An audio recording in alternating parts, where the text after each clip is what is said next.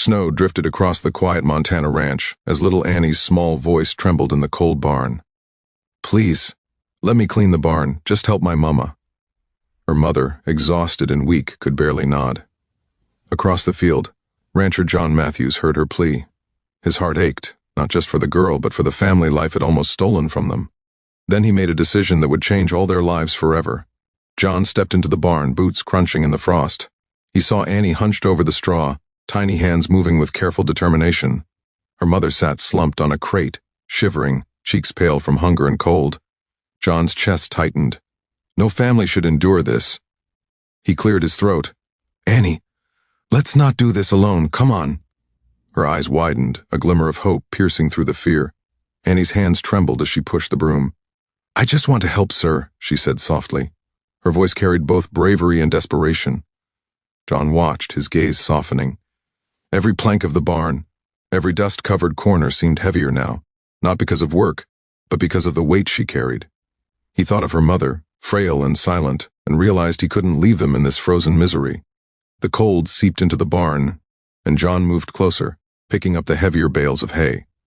Annie's small frame couldn't lift them. "Here," he said, setting them aside. She nodded, grateful but embarrassed.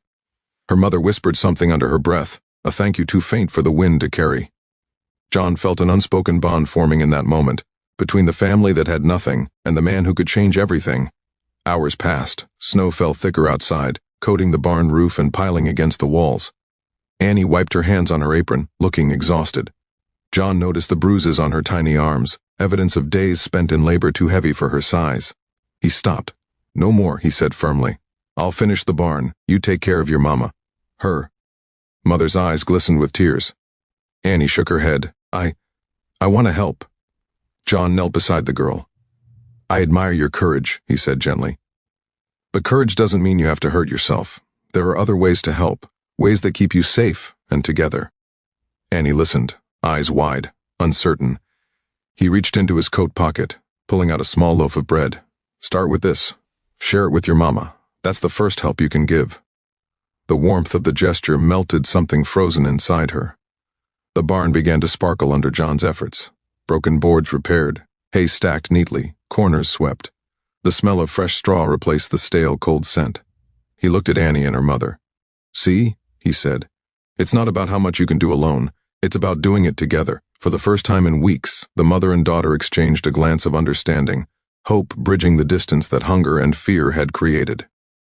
John stepped outside, surveying the snow-blanketed fields. He noticed how fragile the family looked against the harsh Montana winter. His heart tightened. "They shouldn't face this alone," he murmured. Turning back, he found Annie helping her mother to a chair by the fire. The simple act, small and unassuming, struck him harder than any storm. These people, left to fend for themselves, deserved more than pity. They deserved a chance. He knocked on the door gently. "Come outside for a moment, both of you," he called. Annie and her mother exchanged a nervous glance but followed.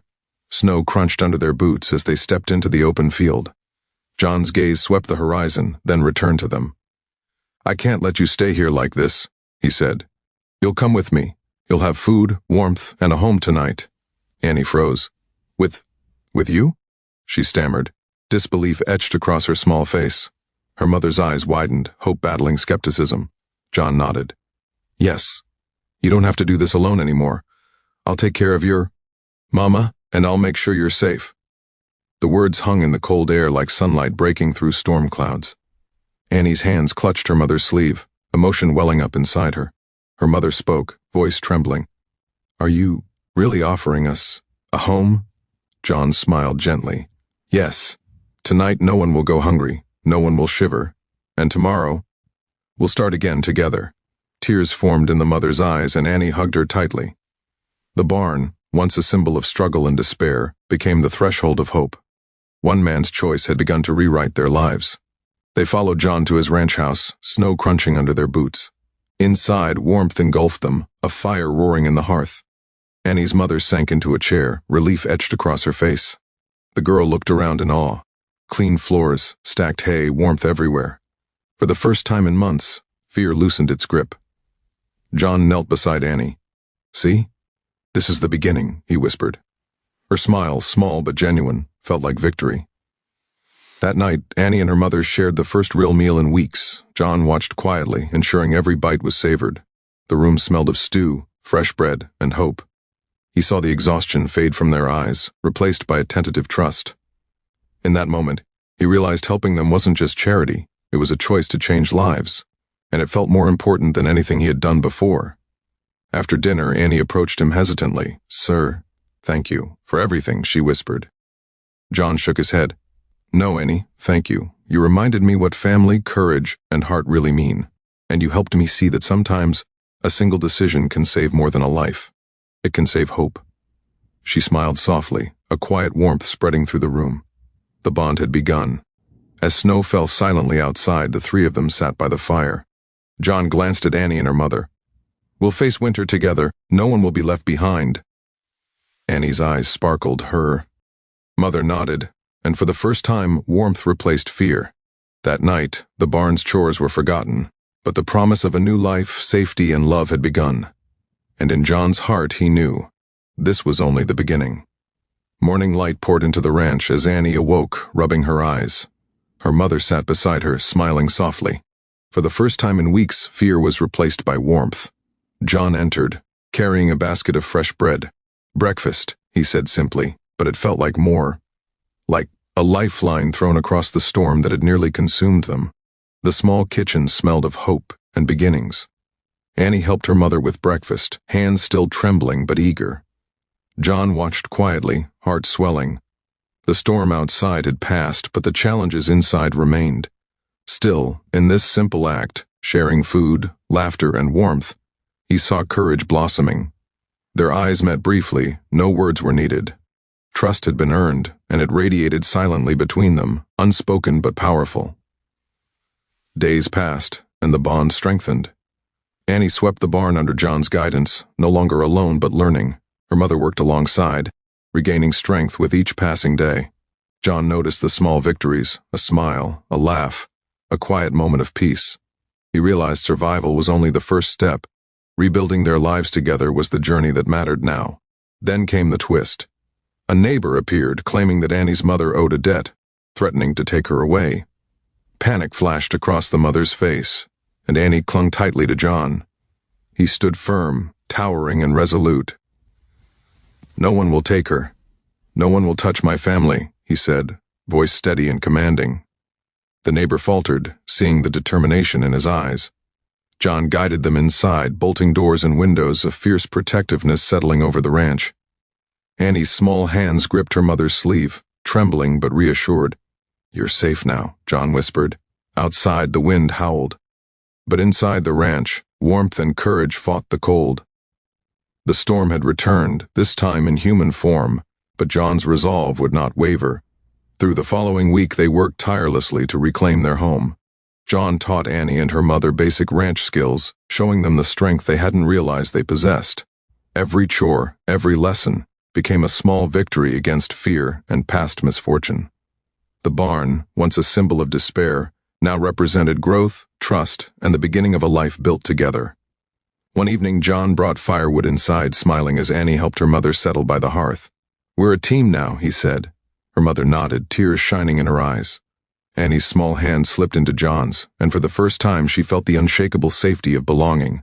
The ranch, the barn, the snow, they no longer symbolized struggle, but opportunity. Life had finally turned toward hope. The following day, Annie led her mother through the barn, now spotless and organized. She laughed at a minor mishap, spilling straw on the floor. John chuckled, realizing how far they'd come. They had survived hunger, cold, and fear. Now they flourished. What began as a plea for help had transformed into teamwork, joy, and a family forged not by blood alone, but by love, courage, and trust. Weeks later, a letter arrived for John, a formal notice from the authorities confirming the neighbor had no claim. Relief washed over them. Annie jumped into her mother's arms, crying and laughing at the same time. John stood back, watching, heart swelling.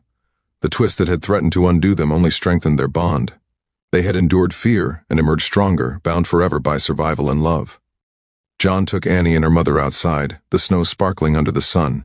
He gestured to the fields, the barn, the house. "All of this is yours now," he said. Annie's eyes widened, her mother trembling. We can really stay?" she asked.